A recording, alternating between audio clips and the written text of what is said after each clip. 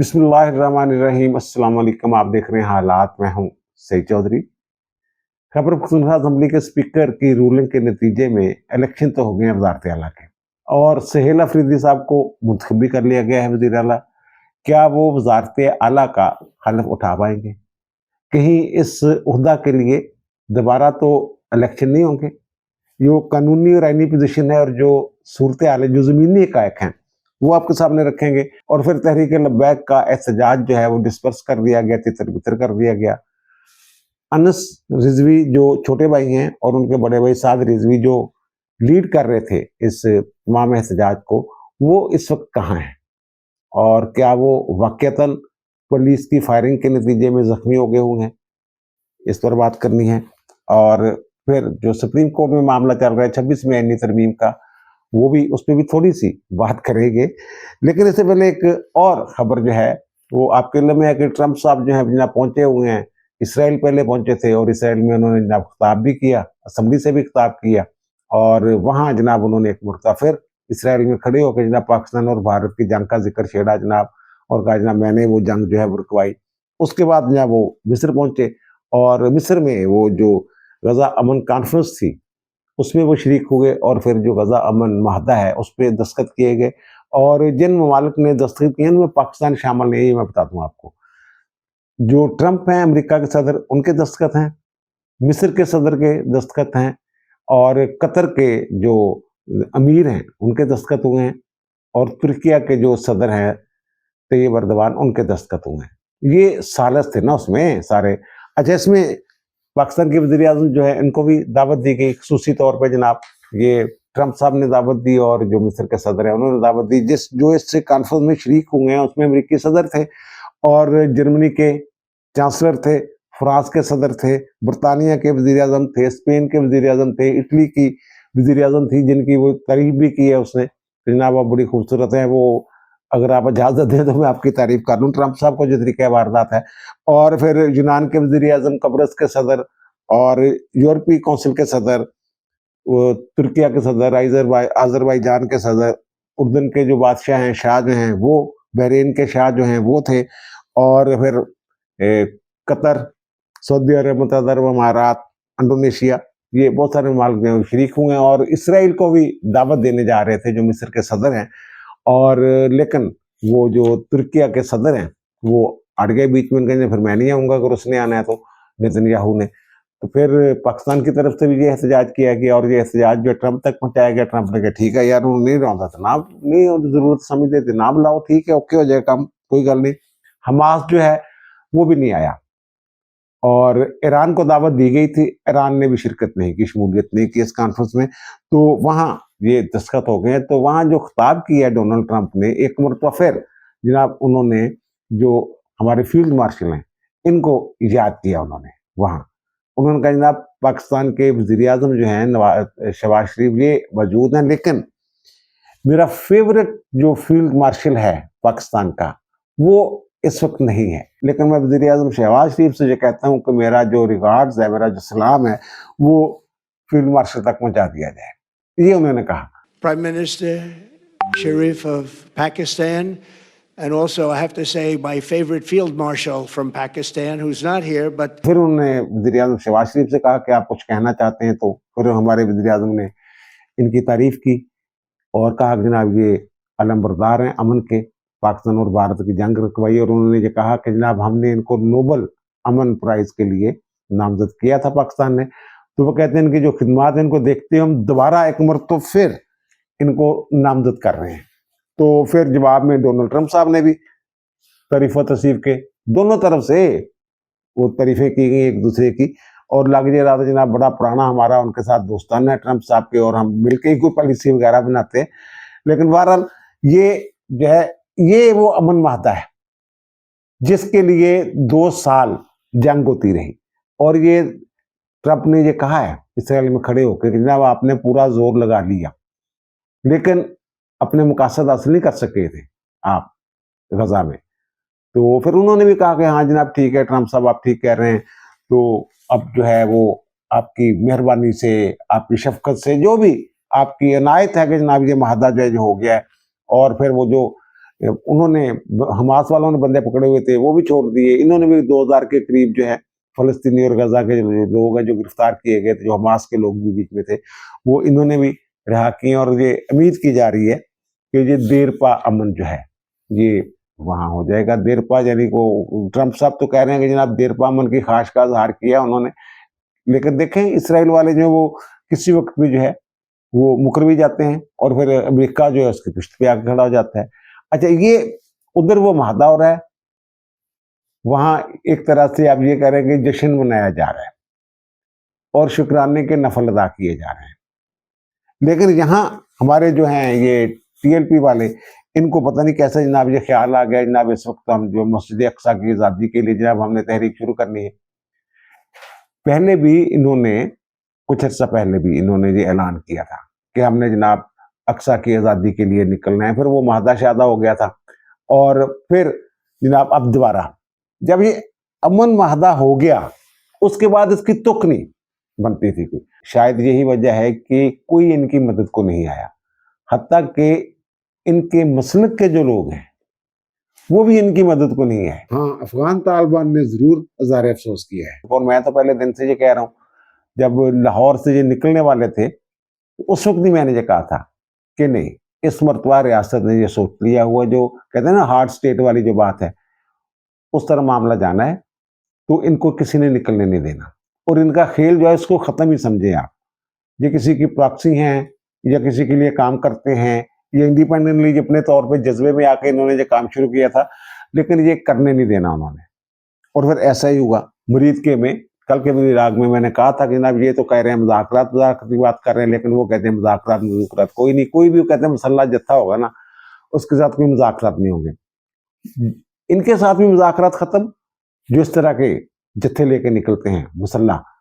और जो टीटीपी है, इवन ये कि जो तालिबान है, उनके साथ भी समझे कि मुज़ाकरात के दरवाजे बंद हैं। अब पाकिस्तान ने जिन पोस्टों पे कब्जा किया है ना, उनमें अंगूर अड्डा वाली पोस्ट भी शामिल है। ये आपको याद होगा कि नामर रहीम साहब साबिक कर्नल हैं, वकील हैं, उन्होंने चैलेंज किया था कि जनाब ये जो कमरजावेद बाजवा साहब हैं, इन्होंने किस हैसियत से, और फैज़ हमीद साहब ने किस हैसियत से जनाब वो अंगूर अड्डे वाली जो पोस्ट है वो उनके हवाले कर दी थी। वो तो पाकिस्तान की टेरिटरी है, ये कैसे दे सकता था वो। बहरहाल अब उसमें भी कब्जा हो गया और मेरे इत्तलाक के मुताबिक वो तो वापस नहीं होने वाली। बाकी वो शायद किसी मुज़ाकरात के नतीजे में या उनकी मेहनत करने के नतीजे में वो हो जाए। फिर जनाब ये अब मेरी ये इत्तला है कि जनाब 4 मरतबा उन्होंने जो है पाकिस्तान से जंगबंदी की दरख्वास्त की थी, कतर से भी कहलवाया, सऊदी अरब से भी कहलवाया, और आखिर पे उन्होंने चौथी मरतबा जो है वो उन्होंने इंसानी हमदर्दी के तहत ये दरख्वास्त की कि जनाब ये हमारी जो लाशें ये उठा लेने दें। और वो लाशें उठा के ले गए और पता ही लगा कि 218 के करीब लाशें जो हैं वो वहाँ से उठा के ले गए हैं इन जगहों से, जो जो पाकिस्तान की फायरिंग का निशाना बनी थी जगह। ये टीएलपी वाले जो ये भूले थे, जो पुराने जो उनके थे ना एहतजाज वगैरह, ये जनाब पुलिस वालों का जनाब सर खोल के फिर लाशें बिछा के जनाब पहुँच भी जाते थे, तशद्दुद भी करते थे, दहशत भी फैलाते थे, और बाद में जनाब ये कुछ ऐसा माहौल बना देते थे। रियासत या तो कमज़ोर थी या कमज़ोरी दिखाती थी, जनाब बाद में फिर एक महादा हो जाता था। कभी जनाब इनको पैसे दिए जाते हैं, जनाब ठीक है अब आप जाएं, हज़ार रुपए, और कभी जनाब वो आ जाते हैं अब्दुल करीम डिडी साहब जो हैं वो बीच में आ जाते हैं, छिपा साहब आ जाते हैं, और मुफ्ती मुनीबर रहमान साहब आ जाते हैं। इस मरतबा तो मुफ्ती मुनीबर रहमान साहब जो हैं वो भी इस तरह नहीं आए। कमरजावेद बाजवा ने नहीं जब करवाया था महादा इनके दरमियान कि ओके जनाब ठीक हो गया, फर्स्ट क्लास हो गया, तो वो जनाब इस मरतबा कोई भी इनके लिए नहीं है। बल्कि जेजुआई वाले जो हैं मौलाना फजल रहमान वाले, वो फिर भी आए हैं इनके साथ, उन्होंने फिर भी राब्ते शाब्ते किए हैं हुकूमत के साथ कि यार कोई ताकत का इस्तेमाल ना करें। लेकिन हुकूमत जो है उसने सोचा हुआ था जनाब नहीं, जो हमने वो अब इस मरतबा नहीं, बहुत हो गया अब नहीं। तो वो जनाब फिर जनाब ये जो इनका मुरीद के में था वहाँ पे जनाब ताकत का इस्तेमाल किया, रेंजर्स भी थी, पुलिस भी थी, और कई अजला की पुलिस थी। फिर वो ऑपरेशन किया गया। इन्होंने आगे से जो पुलिस जराए हैं वो ये कह रहे हैं, और यानी शाहदीन जो कह रहे हैं ये कह रहे हैं इन्होंने आगे से फायरिंग की है पुलिस वालों के ऊपर। अच्छा, अब इसकी एफआईआर भी दर्ज होगी।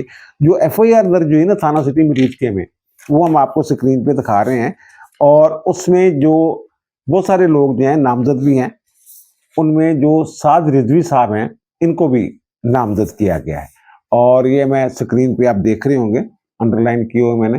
तो जो एक वहाँ शहीद हुए हैं ना, फैक्ट्री एरिया के एसएचओ इंस्पेक्टर शहजाद नवाज, उसका कत्ल जो है वो इनके ऊपर उसका इल्जाम आया है, साद रिजवी साहब के ऊपर। और उसमें ये लिखा हुआ है कि जनाब वो साद रिजवी ने स्टेज पे था और उन्होंने पास पड़ा हुआ पिस्तौल उठा के सीधी फायरिंग की कत्ल करने की नीयत से, और वो उनके पेट में गोलियां लगी शहजाद नवाज इंस्पेक्टर के, और फिर वो शहीद हो गए।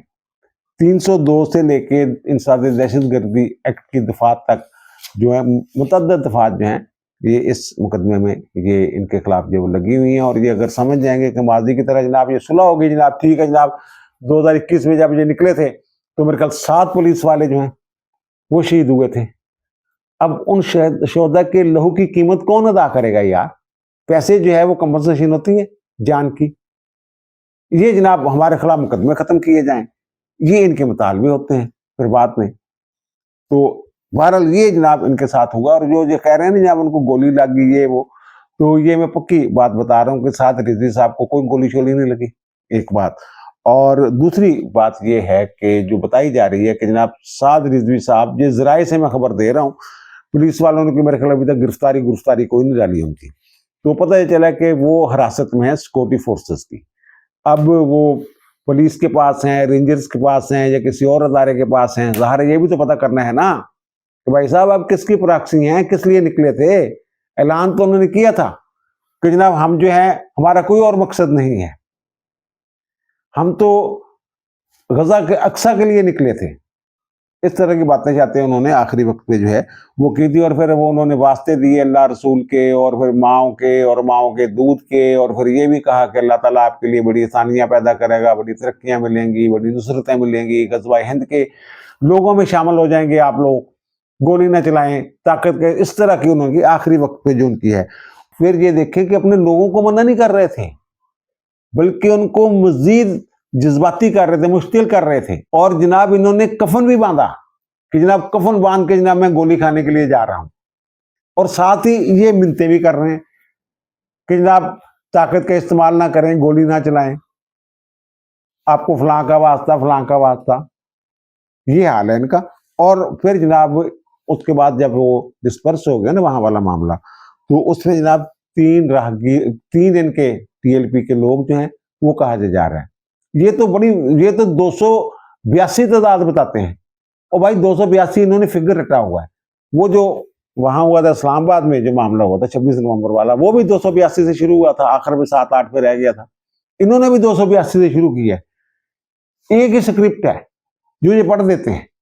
जब 282 बंदे शहीद हो गए, 282 बंदे थोड़े अंदर ही यार। जो पुलिस वाले हैं ना वो ये कहते हैं कि जब एक राहगीर वहां शहीद हुए और 3 टीएलपी के कारकुन जो हैं वो मारे गए हैं, और 8 लोग जो हैं, 8 शहरी वहां जख्मी हुए हैं। जबकि इसके मुकाबले में जो पुलिस वाले हैं वो कहते हैं जनाब 48 पुलिस वाले जो जख्मी हुए हैं, और 17 जो है बड़े शदीद जख्मी हैं, और 17 को गोलियां लगी हैं।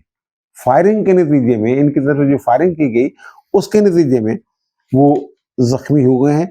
और एसएचओ मैंने बता दिया वो भी वहां शहीद हुए हैं।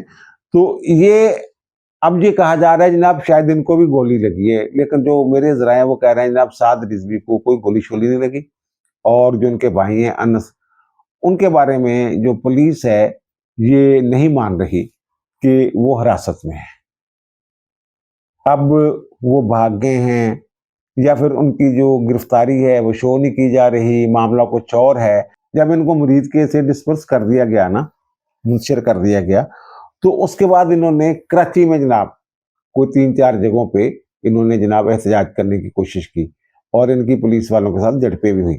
और लाहौर में जो दरोगा वाला जो है वहां जनाब ये जो सुथरा पंजाब की गाड़ियां हैं, रक्शे जो होते हैं, उनका क्या कसूर था जनाब, उनको आग लगा दी।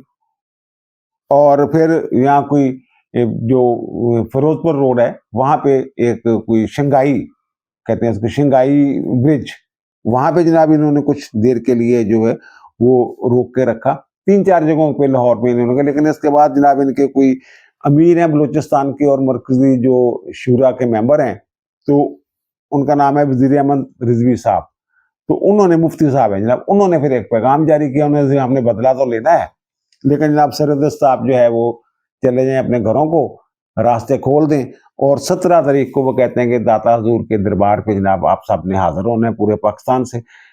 एहतजाज को डिस्पर्स कर लें और जुम्मे के दिन इंशाअल्लाह अल अजीज पूरे पाकिस्तान से तमाम अहबाब दाता अली हजवेरी की बारगाह में हाजिर हो जाएं। अब आते हैं जनाब सुहेल अफरीदी साहब का जो इलेक्शन हुआ है वजारत आला का, उस तरफ तो जनाब गवर्नर ने एक दिन पहले जो खत लिख दिया था उनको, जनाब आपके जो दस्तखत हैं अलीमीन गंडापुर को, कि आपको जो दस्तखत हैं ये आपस में नहीं मिलते, 2 इस्तीफे आपने दिए, तो ये जरा आप 15 तारीख को, 15 अक्टूबर को तशरीफ लाएं गवर्नर हाउस 3 बजे, ताकि उसको वेरीफाई किया जा सके। मेरा भी ये ख्याल है कि जो आइन की मंशा है ना वो यही कहती है कि अगर इस्तीफा दे दिया तो गवर्नर की मंजूरी जरूरी नहीं है, लेकिन अब क्योंकि उन्होंने खत लिख दिया कि जनाब, यानी वो इसको इस्तीफा मान ही नहीं रहे, वो कह रहे हैं जनाब ये दस्तखत नहीं मिलती, आके कंफर्म करें, बताएं, मैंने वेरीफाई करना है।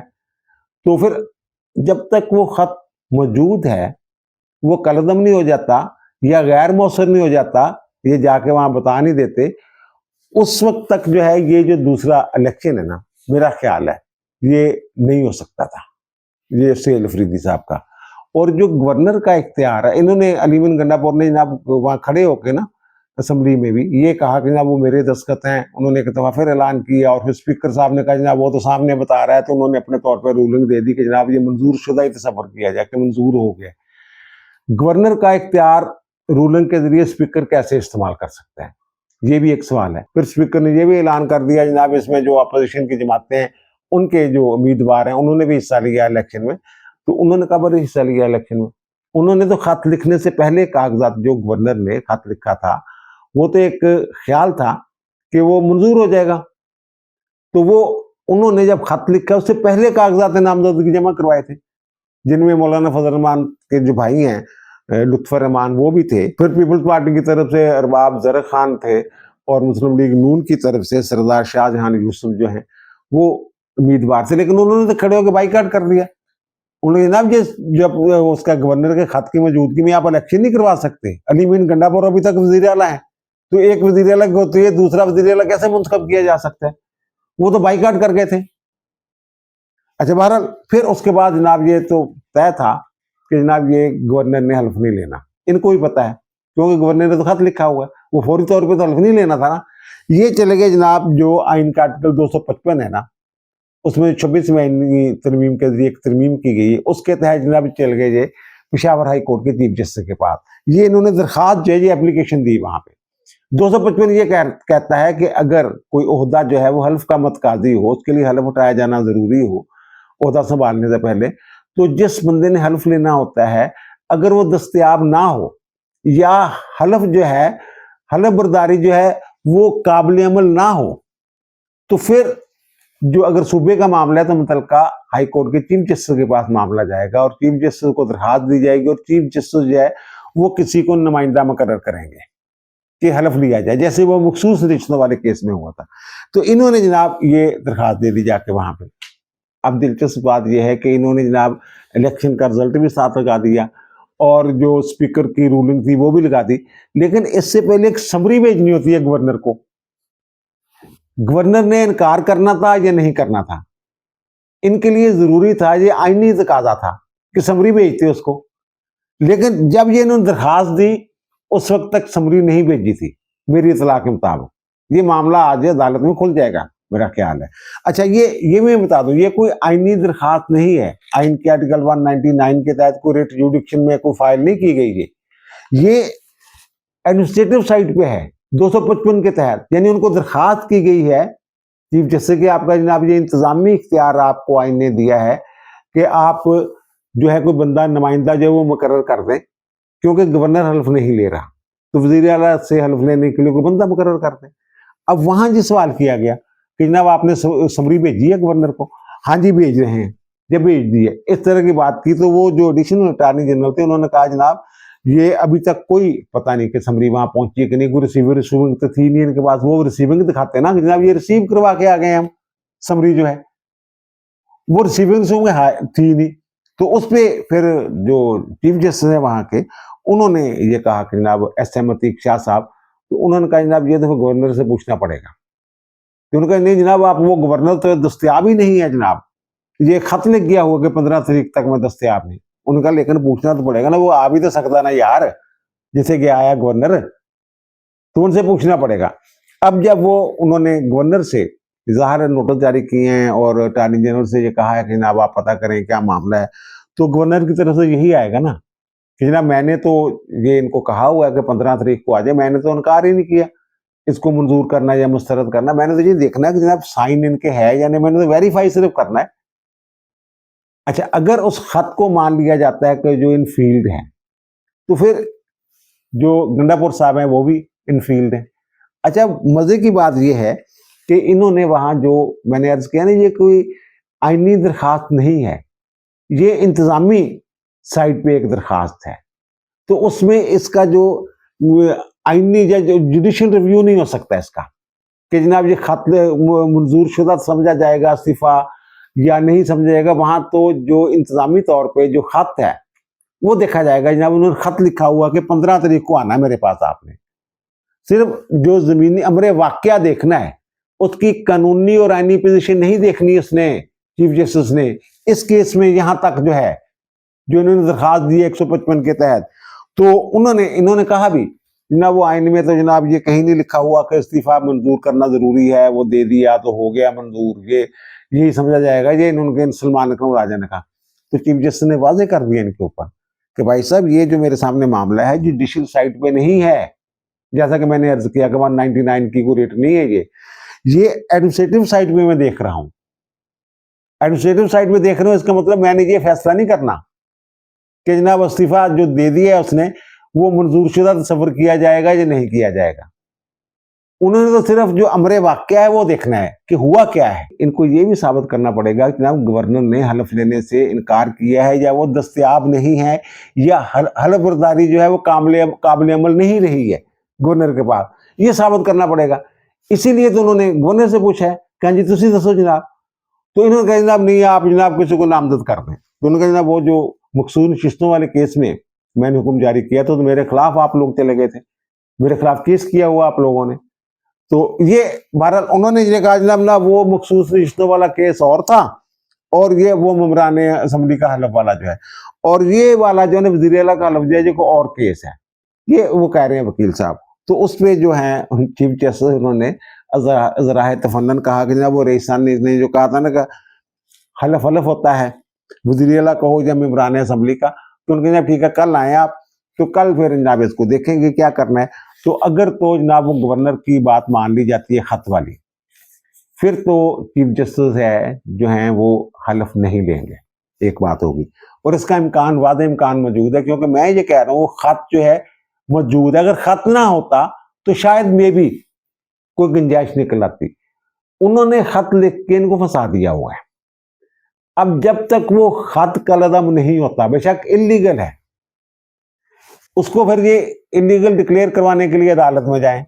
अगर वो इलीगल डिक्लेयर हो जाता है तो फिर ये जो इलेक्शन है फिर भी ये जो है ये गैर आईनी समझा जाएगा, क्योंकि जिस दिन इलेक्शन हुए हैं उस दिन वो खत जो है वो इनफील्ड था। एक बात होगी। अच्छा, दूसरी बात ये है कि जो अपोजिशन वाले हैं वो इस इलेक्शन को चैलेंज करने वाले हैं कि जनाब ये इलेक्शन ही दुरुस्त नहीं है, क्योंकि गवर्नर ने अभी तक इस्तीफा कबूल नहीं किया और खत लिखा हुआ है।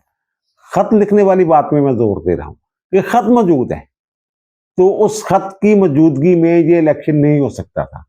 तो वो भी अदालत में जाने वाले हो सकते हैं, आज वो भी पिटीशन फाइल कर दें, तो ये मामला सारा जो आपस में खलतमलत हो जाए, इकट्ठा हो जाए मामला।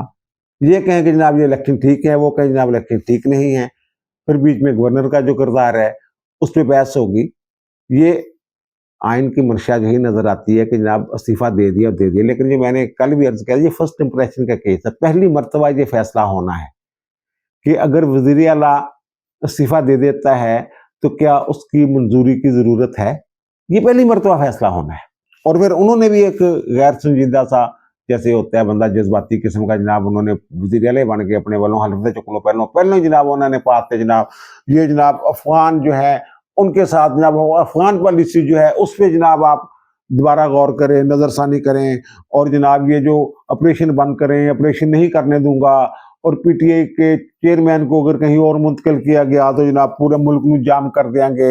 और वो कहते हैं जनाब मैं मेरे पास खोने के लिए कुछ नहीं है। भाई गरीब जो बंदा होंगे ना तो कुछ नहीं होंगे खोने के वास्ते। इज्जत एक होंगी है, तो इज्जत हर एक को होंगी है। इज्जत खोने वास्ते होंगी है, इज्जत भी बचानी होंगी है या बहाल रखनी होंगी है। और फिर जनाब वो कहता है मेरे नाम मैं तो जनाब काम कारकुन हूँ तो अपनी मेहनत से आया हूँ। तो जनाब मेहनत क्या क्या, वो कहते पर्ची से नहीं आया हूँ। इस तो बड़ी पर्ची की होनी है यार, जी पर्ची थोड़ी निकली है। मेरे नाम के साथ ना जरदारी लगता है, ना भुट्टो लगता है, ना शरीफ लगता है। और वो कहता है किसी जंग में मैं वो भी नहीं बल्कि इश्क इमरान में मारा जाऊंगा। इस तरह के उन्होंने जी वो गरीब किस्म की धमकियां शमकियां दी हैं। तो इसके बाद जो मेरा ख्याल ये है कि जो थोड़ी बहुत कसर थी ना वो भी निकल गई है सेल अफरीदी साहब के हवाले से। जरा शक से ना थोड़े जन शायद वजीर आला बन के कोई सुपरपंथ का मुजाहरा करने गए, लेकिन वो भी मेरा ख्याल है कि वो दे। अच्छा वो लंबा हो गया, वो बड़ा अहम मौजूद है वैसे 26 में आईनी तरमीम का, लेकिन रोजाना केस जो है वो चलता है तो उस पर फिर कल बात कर लेंगे। अब दीजिए मुझे इजाजत, इंशाअल्लाह मुलाकात होगी नई इलाक के साथ। अल्लाह ताला आप पर मुझ पर हम सब पर मेहरबान रहे। अल्लाह हाफिज।